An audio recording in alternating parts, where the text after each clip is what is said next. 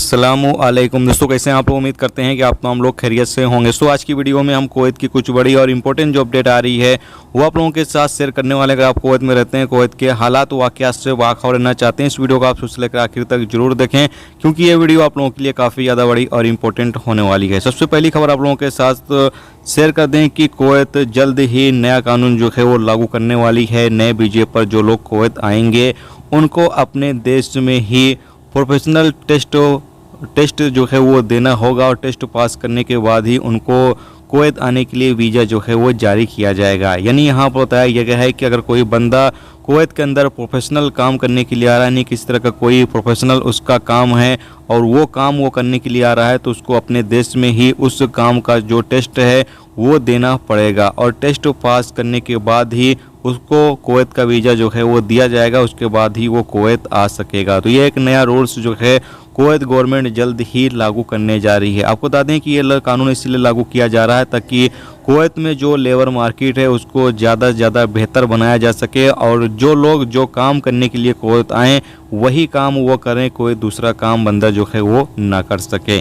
इसके साथ ही अगली अपडेट ये है कि कुवैत MOI ने एक कैंपेन चलाया जिसके दौरान इलीगल लोगों को जो है वो गिरफ्तार किया गया है, जो रेसिडेंस लॉ के खिलाफ वर्जी कर रहे थे या फिर इलीगल तरीके से रह रहे थे। जैसे कि आप सामने स्क्रीन पर जो इमेज है वो देख सकते हैं कि तकरीबन 9 लोगों को यहाँ पर गिरफ्तार किया गया है जो इलीगल तरीके से रह रहे थे।